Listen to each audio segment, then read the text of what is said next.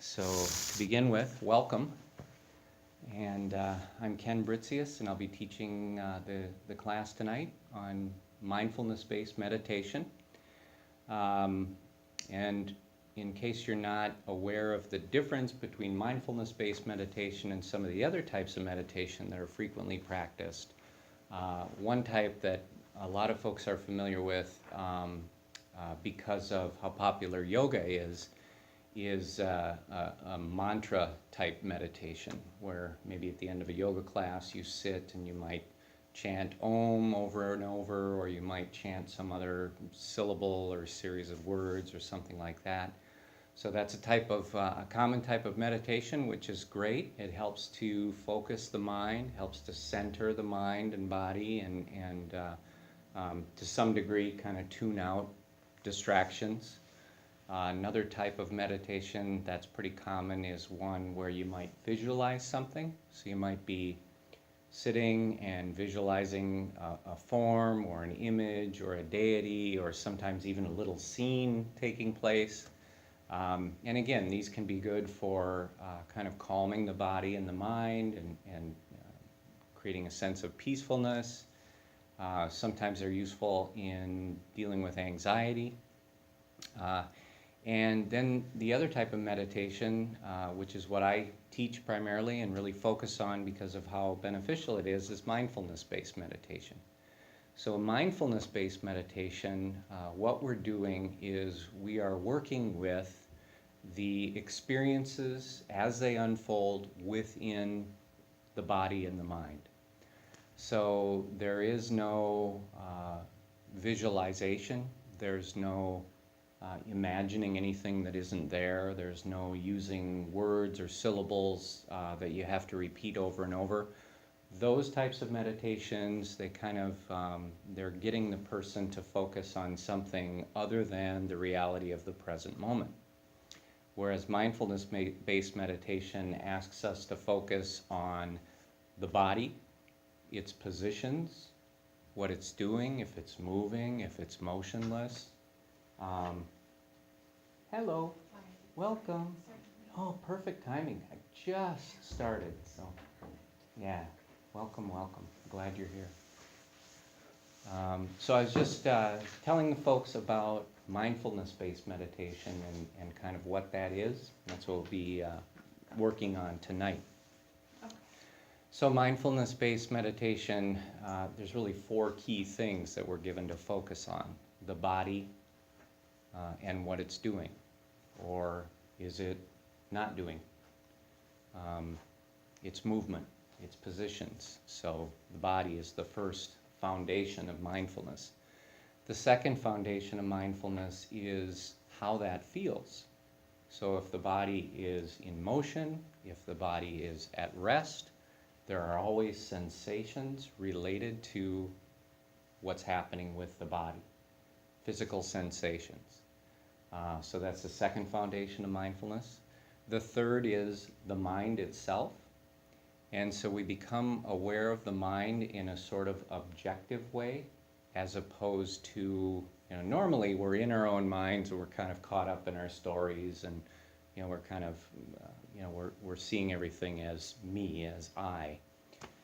And that's our experience of our thoughts. And in mindfulness-based meditation, we look at the mind with some objectivity. We observe the mind in the same way that we would observe the body. So is the mind at rest? Is it active? Is it peaceful? Is it agitated?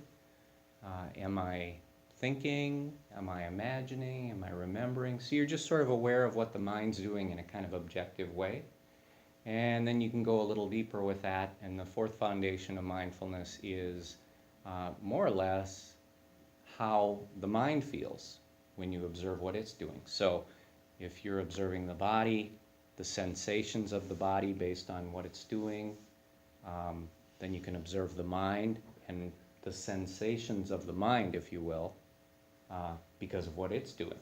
So if you're remembering, is there a pleasant sensation coming from that remembering? Is there an unpleasant sensation? Are you thinking of the future? Is that creating a pleasant sensation or an unpleasant sensation? You might go further. Is that unpleasant sensation, is that manifesting as worry about some future state? Is it manifesting as regret or guilt about some prior state?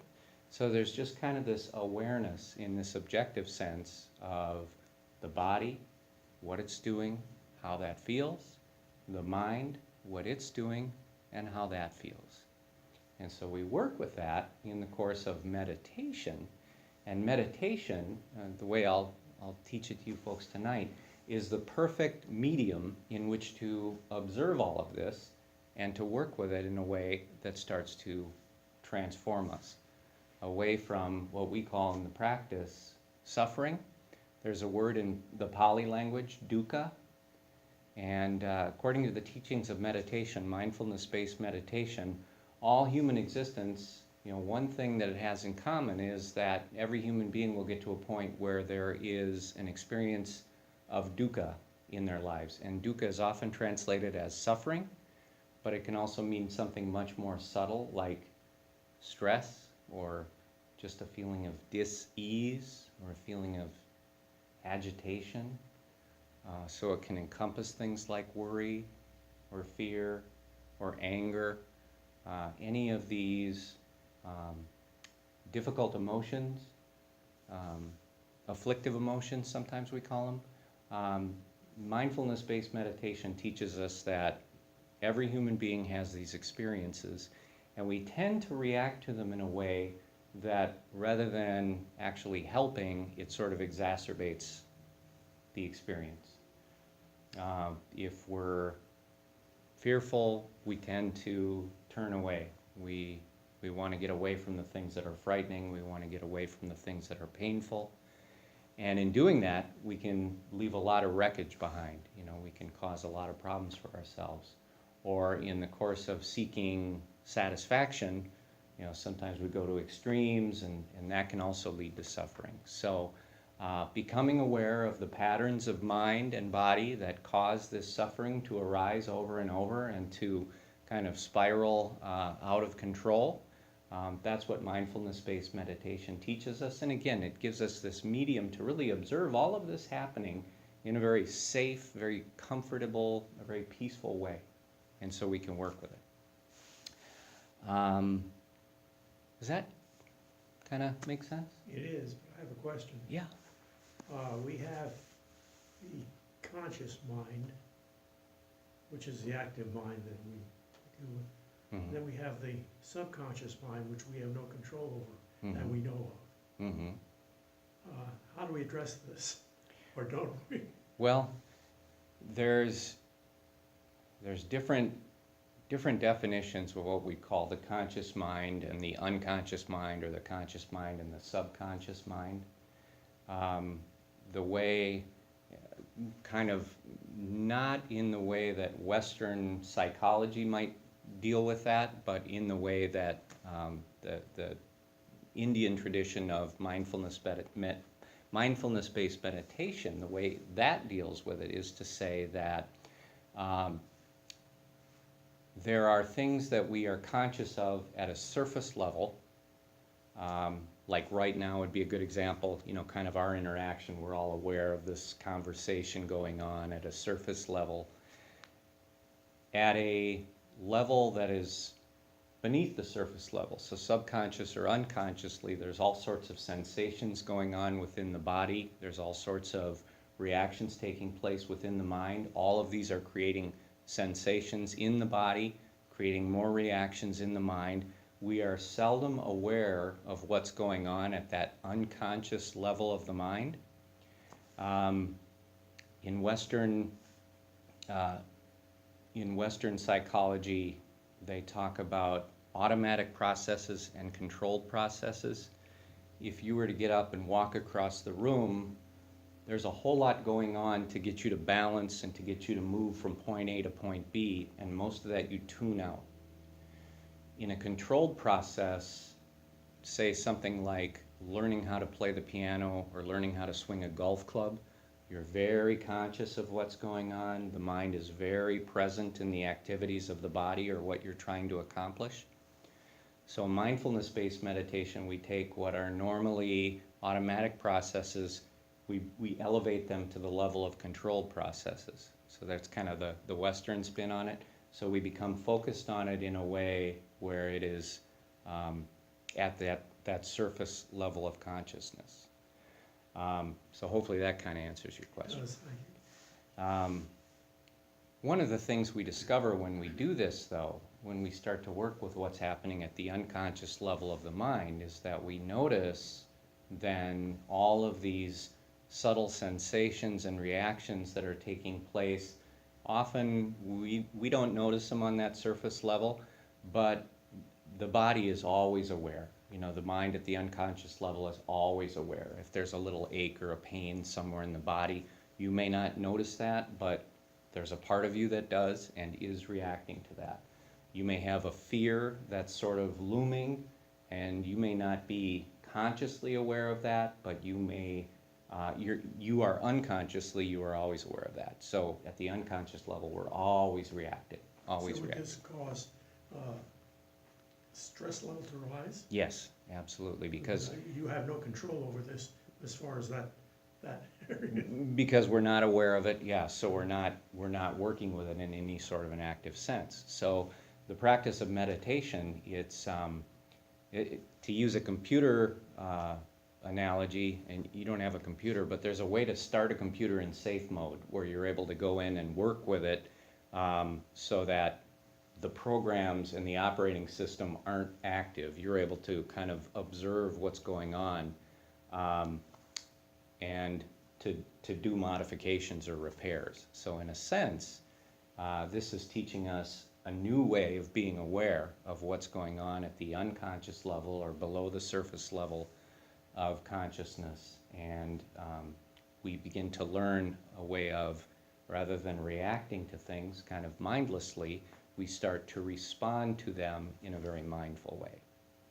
So this is all some explanation that may or may not make sense, but once we do the practice together a little bit, it'll start to kind of come together.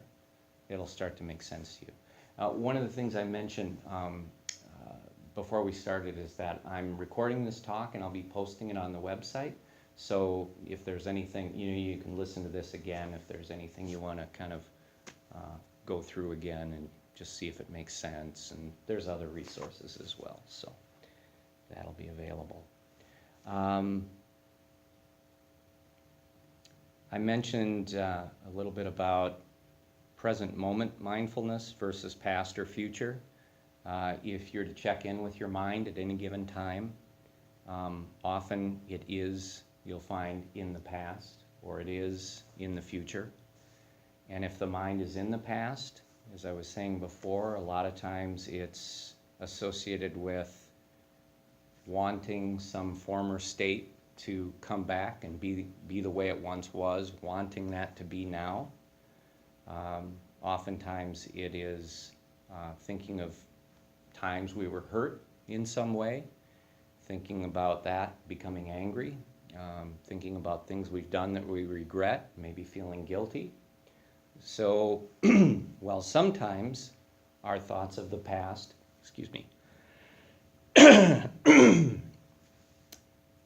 sometimes our thoughts of the past are helpful and beneficial, quite often they are not so helpful or beneficial because they're kind of bringing up this negative stuff into the present moment. And so we're reliving these experiences right here.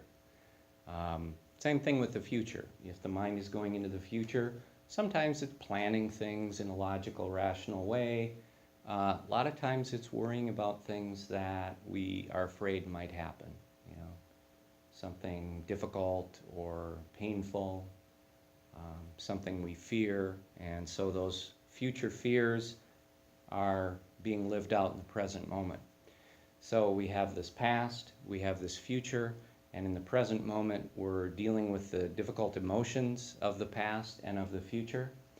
What mindfulness meditation also teaches us is that in the present moment, if we can become aware of it, what is true in the present moment, it's not these worries about the past or regrets or fears or anger or worry, any of these difficult emotions.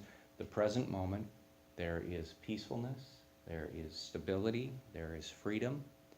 And so getting in touch with what is actually happening here and now, we find that. So what I would like to do is to just get into some meditation practice so we can start to experience this together, because it will explain this a lot better than I can if we actually do it together. So I'll just talk real briefly about getting comfortable for meditation. The way I'm sitting right now, if you want to try sitting cross-legged on the floor, this is probably the most comfortable way for most people to do it. My legs aren't actually, they're not folded, they're just sort of lined up. This is called the Burmese posture. I find this to be the most comfortable of all the floor, cross-legged type sitting postures. You can also just sit in a chair to meditate. You can lay down to meditate, whatever is comfortable for you. There's no need to sit a certain way. It's not going to, make you further advanced. Really, it's about getting comfortable in your body. So if you're in pain, it's going to be kind of difficult to be at peace and to work with the meditation practice. So it's helpful to just get as comfortable as you can in your body. Find some balance and some ease in the body. So you might want to think about that now. And we're going to get into a meditation practice. So whatever you'd like to do to be comfortable. Did you bring all this for us? I did, yes. Feel free to take cushions, yoga mats. Feel free to sit. Looks like she knows what she's doing. Yeah. Well, maybe. 50-year-old creaky bones appreciates a pillow. Yes. You can lay down. I find that very, very disruptive because I tend to fall asleep. Yep, that's about the only Yeah. downside to laying down when you meditate is, you might doze off, but oh well. This is fine, I won't embarrass you. Yeah, yeah, and if you're tired enough, you'll fall asleep even if you're sitting. So it's yeah. So yeah, the idea is to just find a comfortable way to be in your own body. So if you're laying down, you might want to just place your hands at your sides. If you're sitting, you can try placing your hands on your knees, in your lap. Again, just go for comfort at this point in time. At some of the more advanced stages of meditation, there are some body postures and some hand positions that can be beneficial, but for now, just being comfortable is enough. Letting go of obvious conflict in the body. The other thing I do is encourage everyone to close their eyes when we meditate. Some meditation practices are done with the eyes open, and there's nothing wrong with that. If you want to, you can keep your eyes open, but what I find is that it eliminates most of the distractions, or many of the distractions, I should say. Because if you're looking around, you're going to just see different things. They'll trigger different thoughts. So if you close the eyes softly,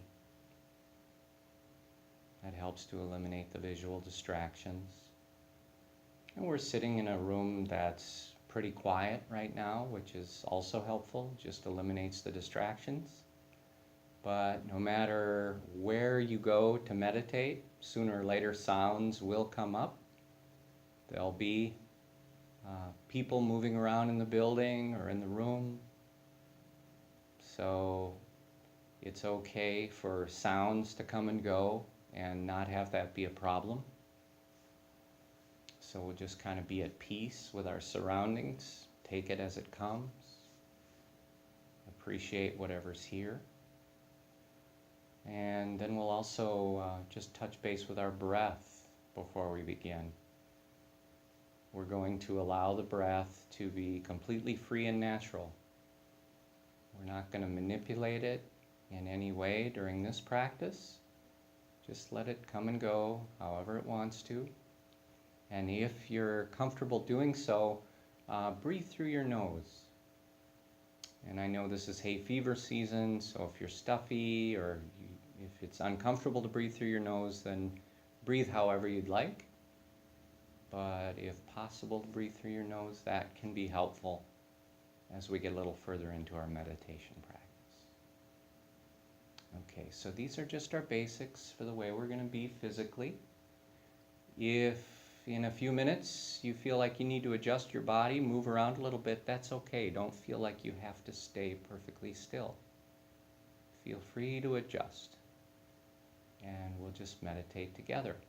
I'm going to guide us through a meditation practice. There's nothing you need to know in advance. I'll just guide you through the whole thing. Very simple, very peaceful. I'm going to sound the meditation bell, and then I'll start to guide us.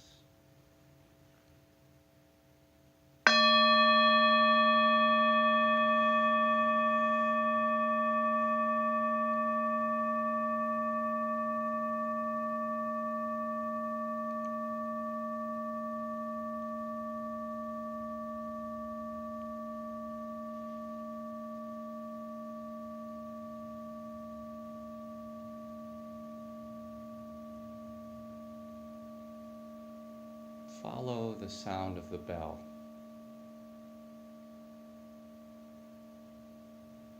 Follow the bell as it fades into silence. And let that silence be an invitation to turn your senses inward. You can let go of the habit of the mind, which is to be projected outward, to be engaged in what's happening in the outside world. Instead of that, just turn your senses inward. Become aware of what it feels like to be present in your own body right now. However you're sitting or laying, just become aware of that feeling of being here, of being present in your own body. And having established that feeling of presence or that feeling of awareness in your own body, I'll ask you to bring that awareness up to the top part of your head, up to the area of your scalp. And for a few moments, just focus on any physical sensations, anything you notice in the area of the scalp. So what are the physical sensations? It could be a temperature sensation, a feeling of warmth or coolness. You might notice this in the scalp. Sometimes there's a feeling of air movement in the room. You might notice this across the hair or the skin of the scalp. Sometimes there are sensations on the surface of the skin, maybe a little tickle or an itch. Sometimes just a feeling of pulsation or energy. So you're just taking a few moments to become aware of whatever sensations are there. And if you notice any tension anywhere in the scalp, you can just let the tension go. Just meet that tension with awareness and release it completely. Just let it leave the body. And then continue to observe the sensations as they come and go, as they arise and pass away. And then from the scalp, we'll move the awareness downward a bit into the forehead. Move it down into the temples. Move it through the eyebrows and into the eyes. And so now in these 4 parts of the body, once again, we'll just observe any physical sensation. And there's nothing in particular that you're supposed to be feeling or not supposed to be feeling. Just open up to whatever's there in this moment. Again, temperature, air movement, sensations on the surface of the skin, anywhere in the forehead, temple, eyes, eyebrows, eyes. If there's tension in any of these areas, again, just release. Let that tension leave the body and continue to observe the sensations. And now from the temples, we'll move the awareness again. We'll move it downward into the ears. Start to open up the awareness to sensation in the ears. Moving forward from the ears, we'll bring the awareness through the cheekbones and into the face. And as I guide you through these different parts of the body, again, just focus on the physical sensations. You don't have to worry about naming the sensations or evaluating them in any way. Just let yourself have the experience rather than the thoughts about the experience. So now from the eyes, let the awareness pass downward through the nose, through the lips and mouth and chin. You're observing the sensations throughout the ears and face, letting go of any tension that you notice. You might find tension in the jaws, maybe the teeth are clenched, you can release. Sometimes the lips are pursed or the muscles of the face are tense. Just release. Let the tension go. Sometimes I'll share the image of a butterfly when we release our tension. If you were to find a butterfly on a warm spring day that was maybe trapped inside of a porch or inside of your home, sitting on a windowsill wanting to get out, you might walk up and very gently cup that butterfly in your hands, carry it outside and release it into the trees or into the grass. And you would do that with a real gentleness, a real kindness. You can meet your own tension with that same spirit, with that same goodwill and compassion. Just notice tension and guide it out of the body unconditionally. Set it free. And now we're going to move from the chin. We'll move the awareness downward into the neck.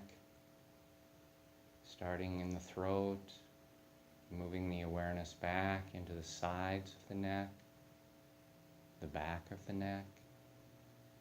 And again, all you're doing with awareness is being aware of physical sensation,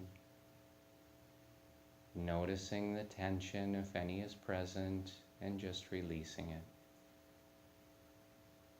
So anywhere there is tension in the neck, let that go. Be aware of sensation, and then we'll guide the awareness downward into the shoulders. Become aware of the physical sensations throughout the shoulders. Temperature, sometimes air movement if the skin is exposed. Sometimes there's a feeling of contact between your skin and your clothing, or perhaps between the shoulders and the chair if you're sitting against one, or the floor if you're laying down. Just any physical sensation, be aware. Let the shoulders drop if they're shrugged. Allow any tension to leave the body unconditionally. Remain aware. From the shoulders, we'll bring the awareness downward into the upper arms. Become aware of the upper arms and the sensations in the biceps. Release any tension there. Bring the awareness to the inside part of the upper arms. Just be with the sensations. Allow tension to go. Move the awareness to the back part of the upper arms, the triceps. Simply be with the physical sensations. Let the tension go. Moving to the outside part of the upper arms now. Releasing tension, being present with the naturally occurring sensations of the body. And let the awareness flow down through the elbow joints now. Stay with the awareness as it moves down through the forearms. Feel it as it moves downward toward the wrists. Again, be aware of the sensations of each part of the body as you move through. Let the tension go. Continue to observe. Let the awareness flow through the wrists. Feel that movement of awareness. Allow the awareness to move into the hands, into the heels of the hands, and then the palms. Become aware of the tops of the hands, and the thumbs and fingers. Just aware of sensation, whatever is there. Let any tension go in the hands. And then finally we'll bring the awareness into the fingernails. And just spend a few moments observing them. See if you become aware of any subtle sensations in the fingernails. And then from the fingernails and the tips of the fingers, we'll maintain our awareness. We'll maintain a continuity of awareness and bring the awareness to the top of the chest.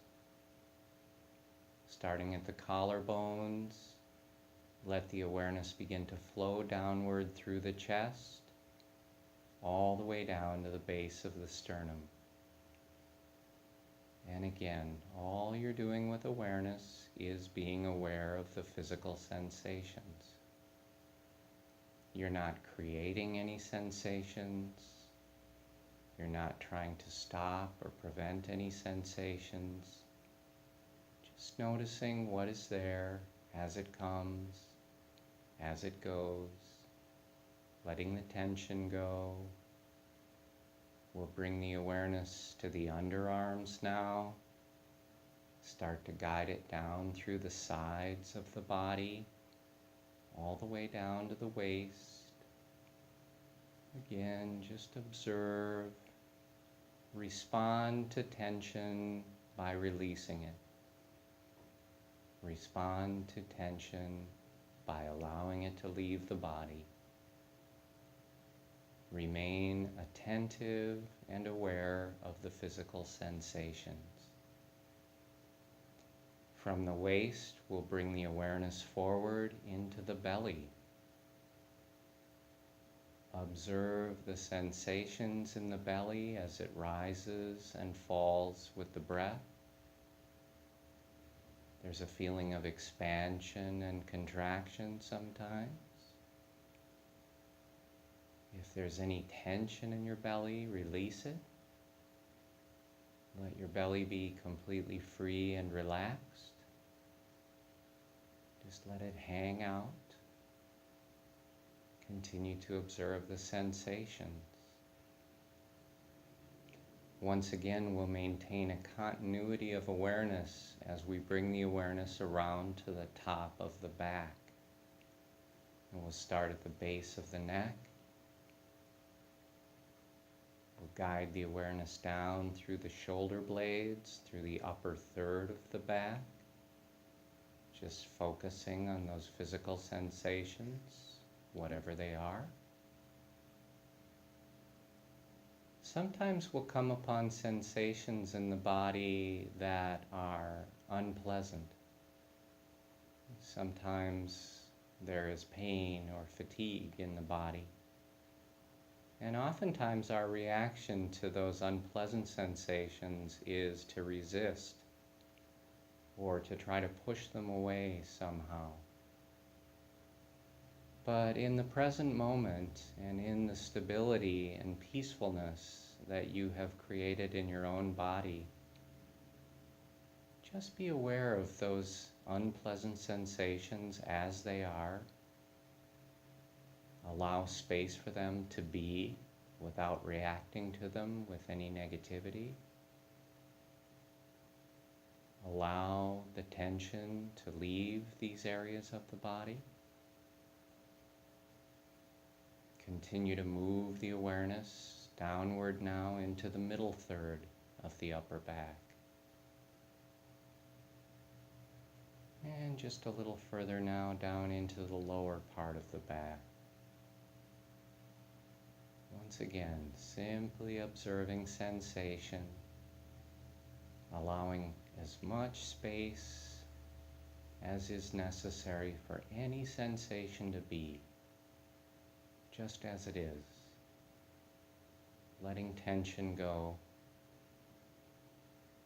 moving the awareness now from the lower back down into the sit bones, into the hips, through the pelvis. Be aware of the sensations in these parts of the body now. Let any tension go. And then we'll begin to guide the awareness from the pelvis down into the thighs. And we'll spend a little time moving through the thighs. First, the tops of the thighs, the top surface, from the tops of the thighs all the way down to the knee joints. And then we'll rotate outward to the outside surface of the thighs. Again, from the tops all the way down to the knee joints.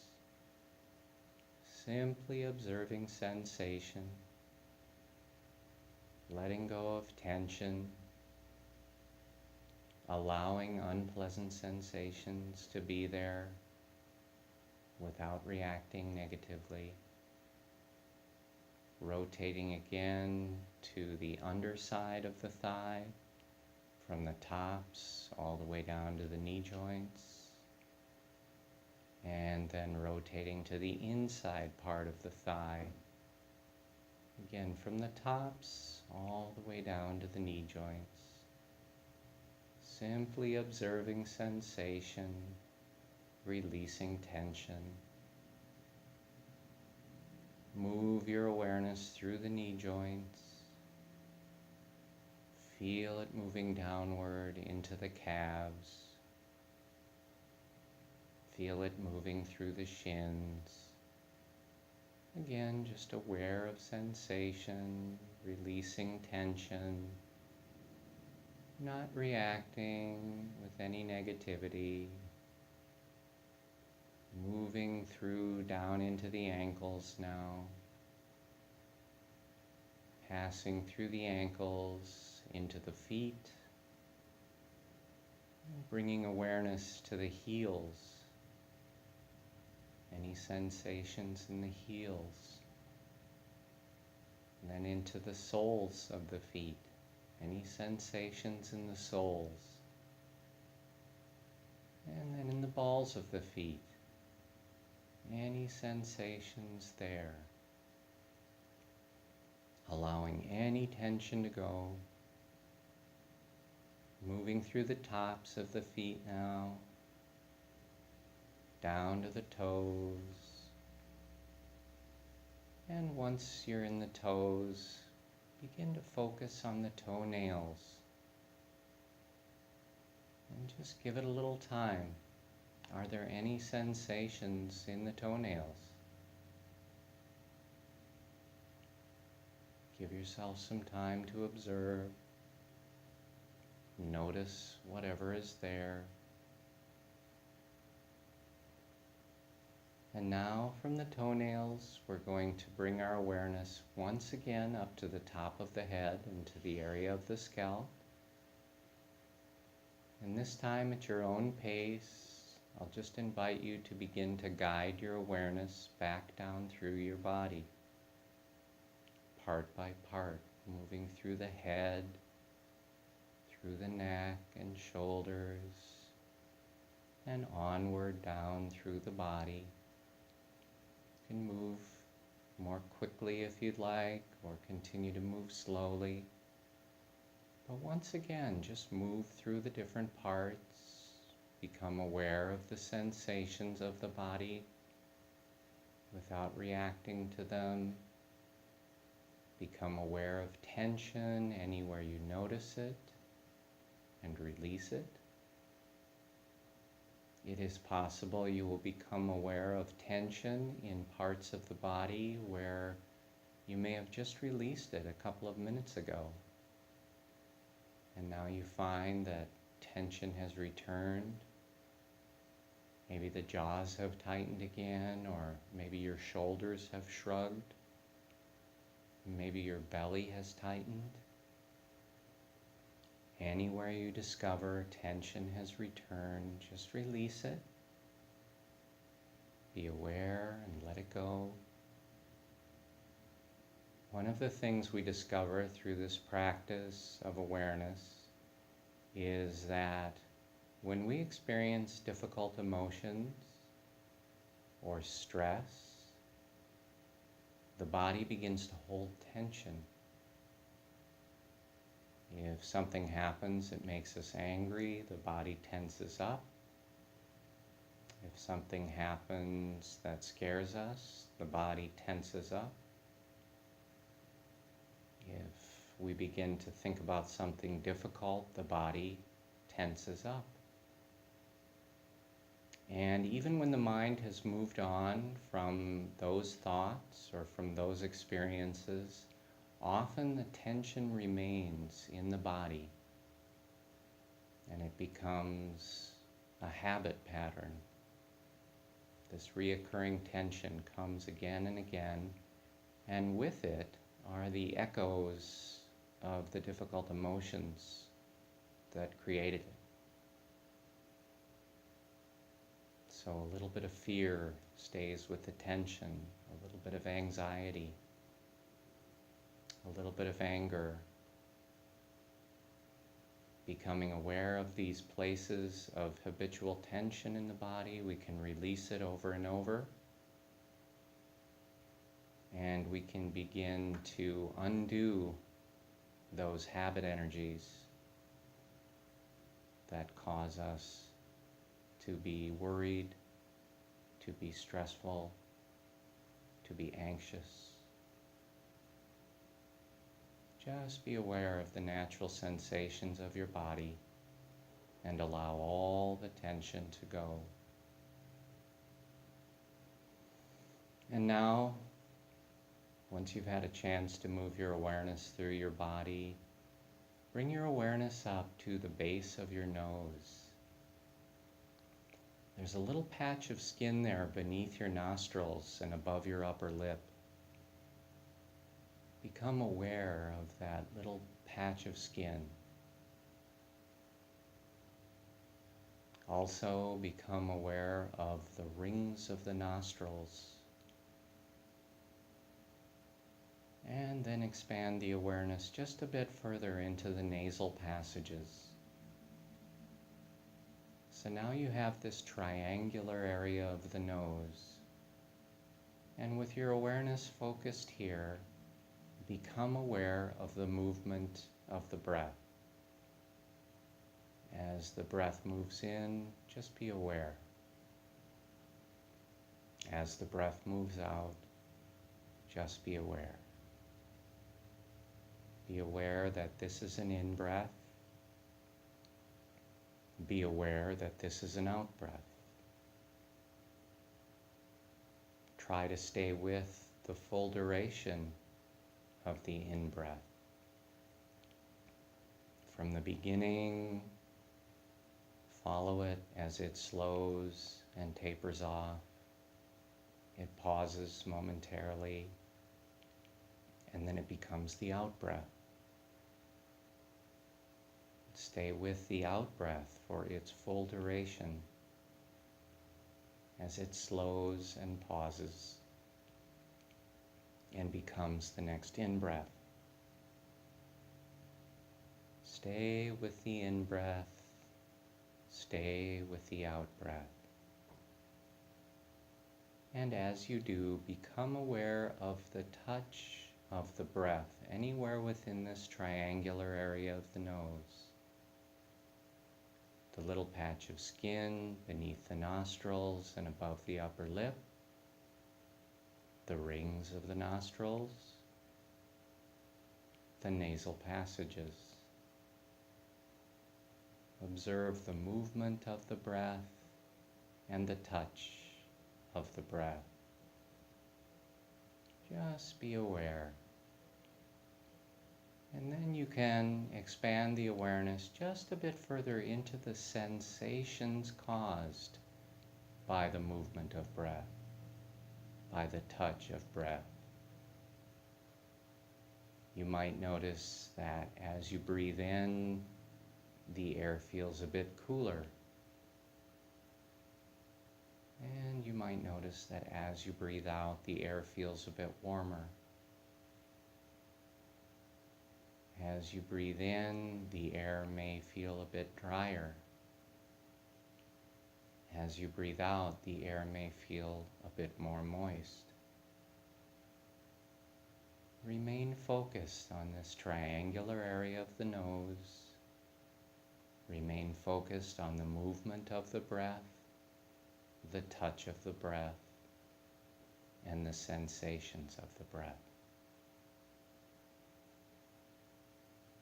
And at times you might notice that the awareness is pulled away from the breath, sometimes following sounds in the building, sometimes following sounds in our own bodies. If you become aware that awareness has moved away from the triangular area of the nose to follow sound, just gently guide it back.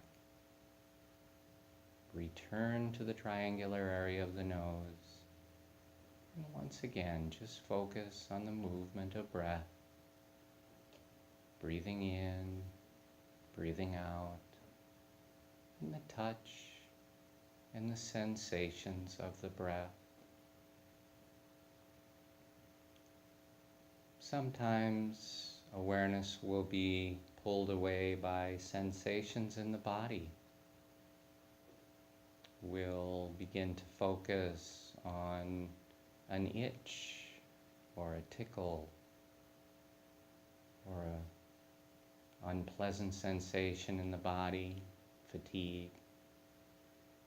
If you notice that you're distracted away by a sensation, again, just guide the awareness back to the nose, back to the triangular area.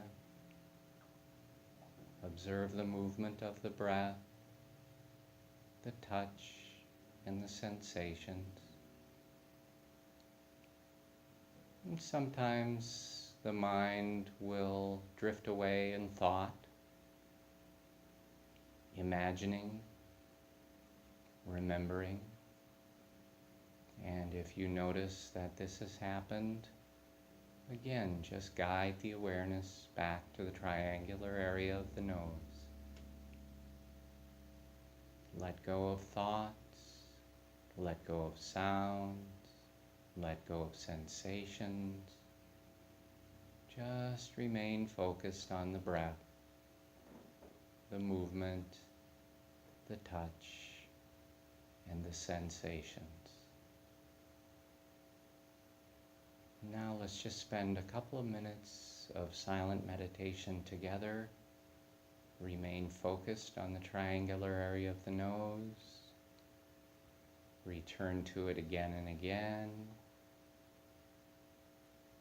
Be present with the breath for just a while, and then I'll sound the bell to end this meditation.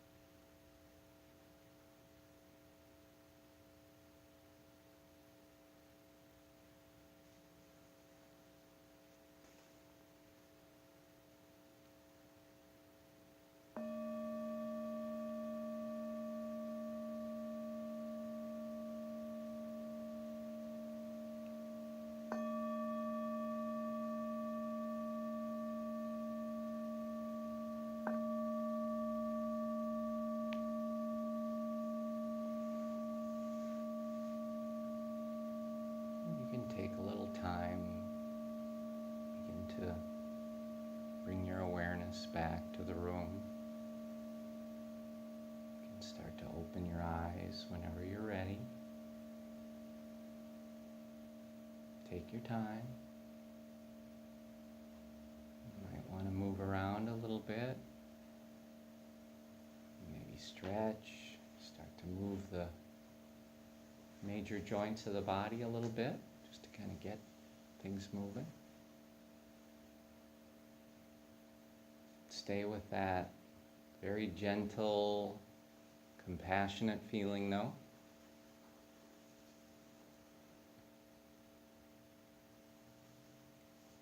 We spent 30 minutes in very deep meditation together. So I don't know how long that felt to you, but it was about 30 minutes. So as you're kind of coming back from that, I want to talk about it a little bit, and I'd love to answer questions as we go and share any experiences or thoughts. But I'll just kind of explain now, in retrospect, what it was we were doing. The first part of the meditation is called samatha, which is a Pali word. It means calm, abiding. And in the little booklet that everybody had on their chair, there's a pretty detailed description, step by step, of that samatha practice. So you'd be able to duplicate that, and then also it'll be on this recording on the website. What we do, samatha means calm, abiding, and it's talking about a calm abiding in the body, and then a calm abiding in the mind. So what we do, again, mindfulness-based meditation, we're focused simply on the natural experiences of the body as they unfold in the present moment. And so as we start to observe the different sensations, we start with turning the senses inward, and we find just in that simple act, turning the senses inward, we do let go of a lot. We just start to become aware of this feeling of presence. And there's kind of a letting go as we do that. And when we bring the awareness up to the scalp, we're here for a few seconds, we're observing. A lot of times in the beginning, there's really no obvious sensations. But as we continue to observe, sometimes a few things might pop up. You might notice, oh yeah, it feels a little warm, feels a little cool. Sometimes there's a tingle or an itch or, a little something. Sometimes not much at all, but we're just aware. Aware of the sensations as they come, aware of them as they go. They're always changing, always different. Sometimes we notice that we're holding tension, even in the scalp. We let that tension go, feeling of peacefulness, feeling of calm abiding, and then we move to the next area. So we're just kind of moving through part by part, focused on these areas for a few seconds, maybe 30 seconds in each area. This helps us to begin to focus the mind. But as we do, we're also letting go of tension in the body. And, that's where we get this calm abiding from. So moving through part by part, also making some peace with the difficult sensations of the body. By the time we got to the back, a lot of times by the time we get there, people are starting to feel a little fatigue. By then you've been sitting for a few minutes and the back stiffens up. You might notice that. And then you do notice it, a lot of times there is this kind of pushing away. There's this resistance. I don't like pain. Nobody does. But you don't want to experience it. So there's kind of this barrier. There's this resistance. There's this aversion to the pain. And we find by simply becoming aware of that and just allowing ourselves to be at peace with it, that we can be okay with a lot of those difficult sensations in the body. We can release the tension around them, and we can just keep the awareness flowing. So we move through the whole body, again, focusing the mind further and further. Calm body leads to a calm mind. Then we start to go through the second pass, and we're noticing these places where tension has reoccurred, right? There's almost always places where we let it go a few minutes ago, and now it's back. And the very common ones are the jaws, the shoulders being shrugged up a little bit, and then the belly being tight. But we're noticing this. And as I said during the meditation, the way the normal reaction is of the mind is when something difficult happens emotionally, something stressful, something that makes us angry, the body tenses up. So we're holding that tension. And then at the unconscious level of the mind, that tension continues and we're still reacting to it. So becoming aware of that at the surface level of consciousness, we can let it go, knowing what it is, that this is kind of a relic, sort of an after effect of this difficult emotion. We're releasing it from the body, aware of these places where it returns over and over as a habit energy. And so we're releasing it, and with it, we're releasing kind of these vibrations, if you will, of the emotional difficulty. So the worry, the anger, the fear, any of these difficult emotions. So that's this first part, the samatha, the calm abiding. Then we move to anapanasati, which is a Pali word again. It means awareness of respiration. And so here we bring the awareness up to the triangular area of the nose, and hopefully you were all able to follow along with me enough to kind of, stay within that triangular area. This helps to further focus the mind, because now we're on a smaller part of the body and we're no longer moving from part to part, but now awareness is pretty stationary. We're just here at the triangular area of the nose. Can I make a comment on that? Yeah. The triangular area I found very interesting, particularly the patch of skin right between the top of the upper lip and the nose. There's an acupressure point there, which is one of the best things for releasing cramps. It works extremely well. I swim, and I get cramps in my legs, and all I have to do is stop and just put a knuckle in there, and it's in that area. And I thought of that when you were going through this. And I thought, because I'm so relaxed anyway with what we're doing, and I thought, that's just speeding things up a bit. Yeah. Just to share that with you. Absolutely. That's great. I appreciate that. Yeah, it's again, one of the neat things about this is that we're just working with what's already there. It's just, this is the body that we've always lived in, but we're making peace with it in a very systematic way. We're doing it with a spirit of compassion, spirit of kindness. So I like to share that butterfly image. But you can almost feel that. I mean, if you found a butterfly, it would be, let me help. Let me take you out. So rather than reacting to the difficulties in our body the way we usually do with, disgust or with anger, sometimes there's that feeling, we kind of get mad at the body, After all I've done for you and you treat me this way, I kind of do that one. So this compassionate heart, very important as we do the meditation practice. And there's no, and just something I didn't point out, there's really no religion to this at all, right? This is just a practice of awareness. So it's not a religious practice. It's something, no matter what your beliefs or non-beliefs are, you can just do this and it fits perfectly. But anyway, back to the triangular area of the nose. When we move to this smaller area and we start to no longer move, we're focusing the mind. We're training the mind to remain present in one area. And then we start to become aware. First we're aware of the subtleties within the breath. Just being aware of in-breath. And then being aware of out-breath. I mean, that's something that's happening, so we can just notice that. Breathing in, I'm aware that I'm breathing in. Breathing out, I'm aware that I'm breathing out. Then that feeling of touch of the breath, somewhere in here we feel that touch. And then the more subtle sensations, breathing in, dryness, breathing out, moisture, breathing in, coolness, breathing out, warm. Sensations of the breath, just focusing here. And then what do we notice? Distraction. right? I could hear the kids outside, and sometimes the mind goes to that.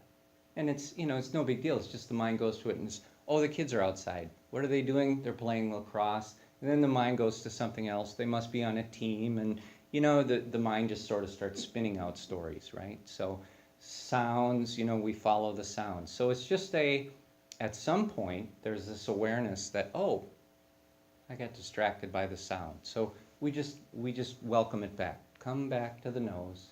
Just return. Once again, no big deal. Just start again. And sometimes we have to do that about every 10 seconds, It's just over and over and over. But don't get angry. Don't get upset. It's just part of the practice. Return to the nose. Same thing happens. Sensations in the body will pull us away. Oh, my knees are really starting to hurt now, or my back is really getting sore. For a moment, we're kind of attached to that thought, and then we remember, oh yeah, just return to the breath. And then there's this, we kind of let go of the discomfort. Same thing with thoughts. We find that the mind is just, randomly picturing things or thinking, on the way home I need to stop and get, milk or whatever it is. Again, we just come back to the breath. Come back to that triangular area of the nose. There's a meditation teacher named Jack Kornfield, who is a wonderful teacher, and when he talks about returning to the breath, he talks about it as if you were training a puppy to maybe come and to stay, and then the puppy wants to wander off, right? Because it's curious, it wants to check things out, it wants to play, and you want to train the puppy, and you love the puppy, so you're not going to go, spank it and yell at it. You're going to just gently go pick up the puppy, bring him back, stay, stay, stay. Puppy wanders again, you just go, come on back, stay, stay. So again, that compassion, really think of that with your awareness as it goes. Treat it with that same kindness, and you'll find that you get much better results with that, because it's not oh, you were bad, you wandered. It's just, that's what the mind was made to do, but we can train it to remain focused. So what we were doing with that returning to the breath over and over is the practice of equanimity, which is a really important teaching in meditation practice. Equanimity, if you look it up in the dictionary, it means kind of an even temperedness, kind of a level-headedness when there's difficulties or when circumstances are kind of topsy-turvy. You're able to maintain your cool. That's true in meditation, but then to that we also add that we're aware of when the mind starts to want something that isn't there, that this is a disruption to our natural state of equanimity. And so I wanted to talk about that a little bit. As I had mentioned in the beginning, every human being experiences this thing, the Pali word dukkha, suffering, dissatisfaction, anxiety, dis-ease. The thing we start to notice about that as we go through this meditation practice this way is that the dissatisfaction or the suffering that we feel, the dukkha that we experience, is due to the wanting mind. The wanting mind. So what does that mean? Well, there was a moment there where you were just centered with your breath and your body and everything was fine. And then the wanting mind came in and said, I want the pain in my knees to go away. And there was a disruption in your equanimity. Now, there was nothing different physically from the moment where you were peaceful and equanimous to the moment where you were feeling discomfort. There was nothing there except a movement of the mind from equanimity to wanting. Does that make sense? This is where we get into the kind of the theory of this a little bit. But you'll notice that. It's a very subtle thing. It's like, okay, I was equanimous. I was just stable and balanced. I was following the breath. And then my mind started to want something different than what was. I wanted to remember to stop at the gas station, or I wanted to think about something that somebody said to me earlier today, or I want to escape the discomfort, or I want the meditation to be over because I'm bored. Whatever it is, and we call this the wanting mind. In meditation, in some of the old texts, they refer to it as craving, clinging, aversion. But I find it's helpful to just think of it as the wanting mind. Just notice when the mind wants something that isn't there, there's a disruption. Then you're off balance. And a lot of times the things we want is just a movement of mind. Nothing changed from one moment to the next, except that the mind came up with an idea that it would like things to be different, to be other than they are. And that wanting mind is the basis of the dukkha, the suffering or the dis-ease. And when the wanting mind subsides, the suffering and the dis-ease that came from it also subsides. It's just kind of like waves arising. It's kind of like the wanting mind kind of reaches a peak, almost like a white cap, it's really intense. And we notice it and we release it, and it just kind of washes away. And there's a release. We feel that peacefulness again. But the thing is when we do it in this meditation practice, we really see that actually happening moment to moment to moment. So this is very different from somebody saying, yeah, take some deep breaths and calm down a little bit, relax your body, stay focused on the breathing. But really, what mindfulness-based meditation is saying, be aware of all of these aspects of the ongoing experience. That in itself is very centering, very peaceful, very relaxing. But then be aware of this arising of the wanting mind and how that throws your balance off, how that creates this dukkha, this suffering, and then how the subsiding of the wanting mind restores the peacefulness that was there before. And so this is almost always just a movement of the mind, from being okay with what's going on to wanting something to be different. And then that goes away. Now sometimes, the wanting mind is helpful. If we're hungry, the wanting mind motivates us to get up and make some food, and eat, and that's important. Or if we're cold, it motivates us to go, put on a jacket or a blanket or whatever it is. So, yeah, the wanting mind can be helpful. But I really think, now this is just my opinion here, but I really think that as we have evolved as a species, and we've really kind of come to a point where our basic needs are pretty much met, especially here in Western culture, where we're comparatively so well off. Those basic needs are met, and so now it's just kind of the wanting mind is sort of adrift. It's like, well, I want to be entertained. I want to be, I want something to be happening all the time. I want, so if it's silent, I want music. If there's music, I want silence. If I'm eating, I want to rest. If I'm resting, I want to get up and eat. It's, there's just always this movement of the mind from one idea of what it wants to the next.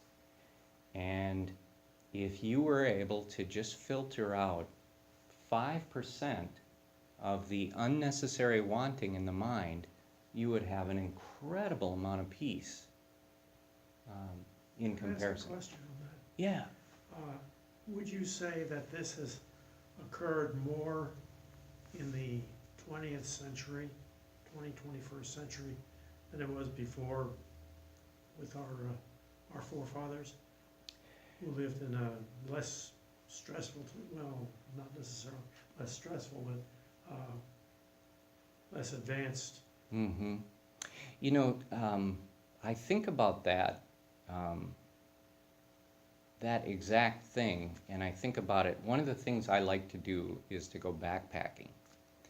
And one of the things I find when I go backpacking is that really the focus is on getting to a safe place for the night, getting food and water and shelter, and staying warm.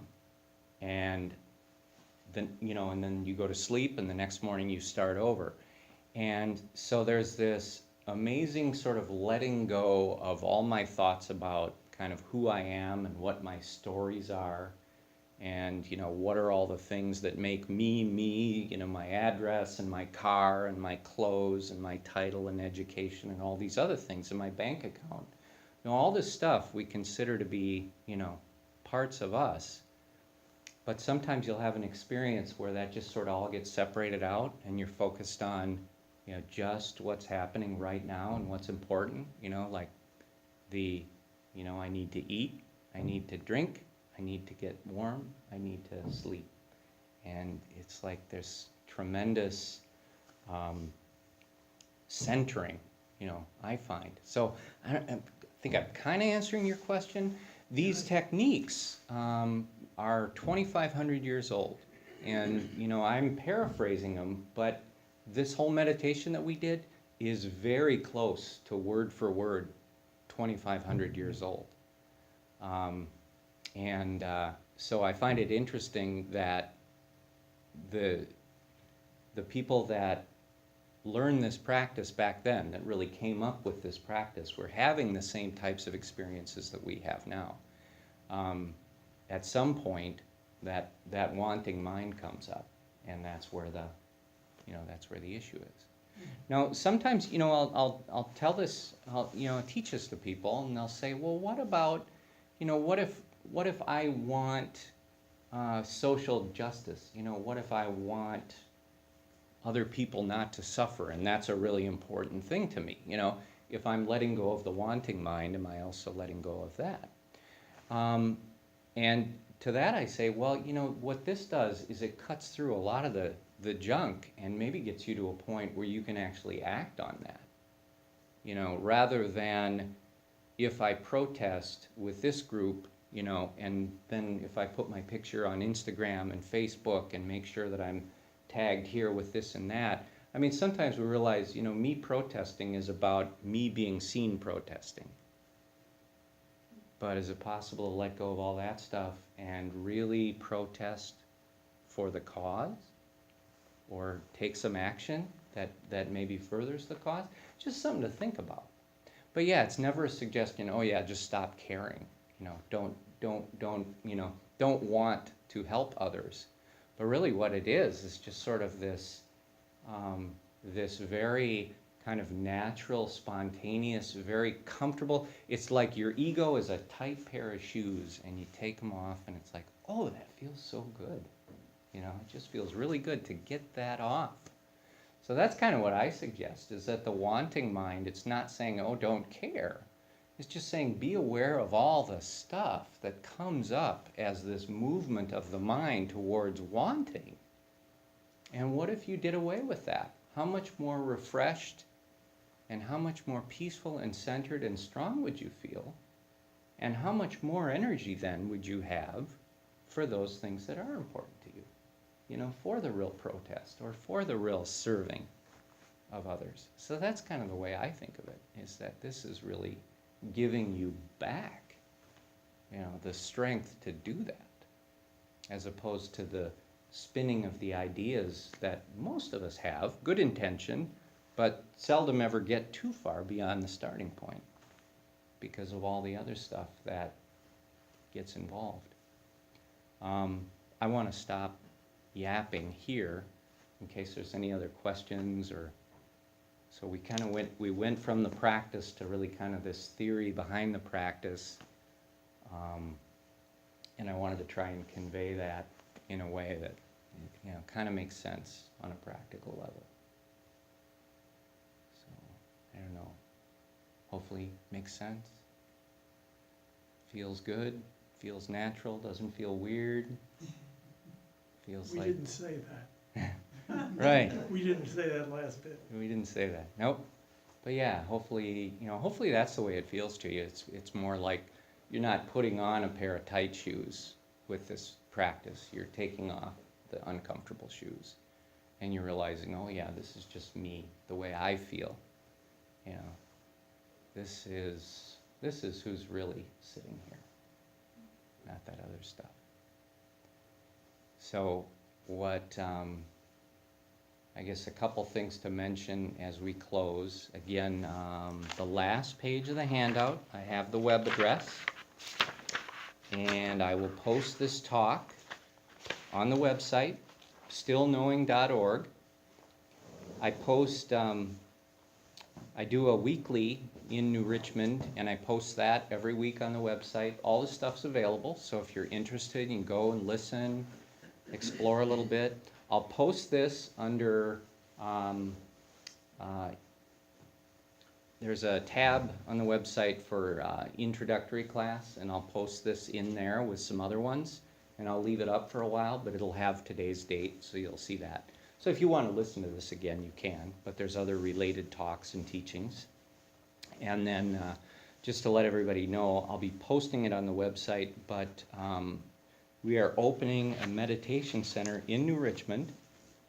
The first class will be there on May 30th on a Tuesday evening, but it's a space that's going to be devoted full-time to meditation practice and then to other helpful healing practices, yoga teaching, tai chi, different things, and a large number of the, not the yoga and stuff, because those are other teachers that are renting space, but the meditation stuff, a lot of that is just free.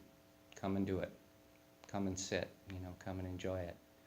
So I'll be posting that stuff, but yeah, you're all welcome to come. It'll be on your website. It'll be on the website, yep. Yeah, and that's the name of the meditation center is Still Knowing Meditation Center. But it's a neat space. It's a house that's been there since 1899. And I purchased it July of last year, and I've been remodeling it kind of slowly, but just got to the point where all the floors are done and things are starting to come together. So it's going to be a few months before it's really, really done, but it's going to be sittable in about a week and a half. So you're all welcome to come. Oh, and then also I have a book. Which is back behind everybody on that table there. That is a book that I've written on this technique and on this practice, and so what we've learned today is in there, plus a bunch of additional stuff. So if you're interested, you can take a look at that as well. But otherwise, we are about at the end of our time. Went by very fast. So hopefully you found it helpful. I thought this went to say 8:30. Believe it's at 8, 6:30 to 8. Yeah, hour and a half. Maybe I'm thinking of something else. Well, we can stay longer if you want. There's such a wide vista that you can get into with this. Oh, I know. I mean, we could sit here and talk till midnight. Yeah, we could. Plus. And it would be fun. Yeah. But I don't think I'm up to that. Yeah, well, and sometimes, that's a good way to start. It's kind of like an exercise routine.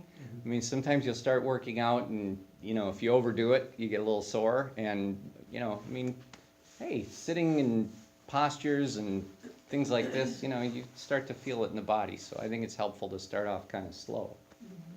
What I would suggest to anybody who wants to establish a meditation practice is you can follow along just the beginning of this talk. It was at about the 30-minute mark that we actually started the meditation. So you could fast forward through the introductory part and get right to the meditation that we all did together. And you could just listen to that and follow along with that practice. That'd be a great way to start doing it. You've already done it for 30 minutes, so you can do it. If you need to shorten it, you can shorten it. It's better to meditate for 5 minutes than not at all.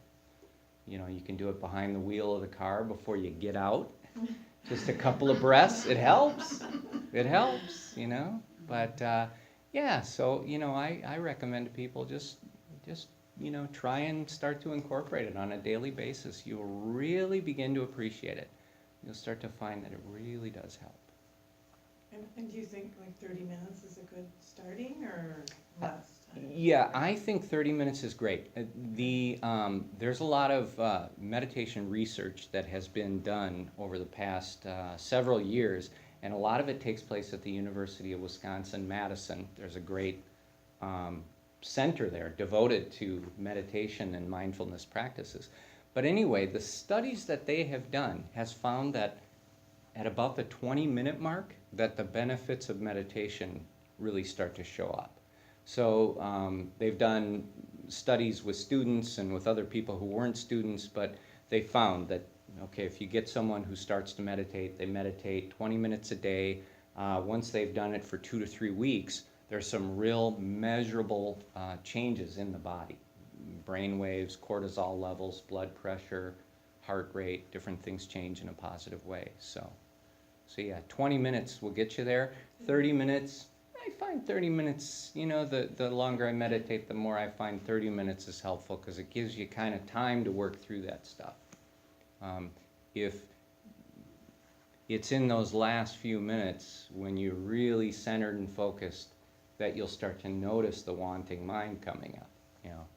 That's the thing, if you meditate for 5 minutes, maybe not a whole lot of wanting mind. 30 minutes, probably a lot, if it's like mine. So, well, thank you all so very Thank you so much. for coming. I really appreciate having you here. And yeah, my email is on there, my phone number is on there. People call me, people email with questions. I love that kind of stuff, so feel free. And thank you again for coming. We'll stop the recording.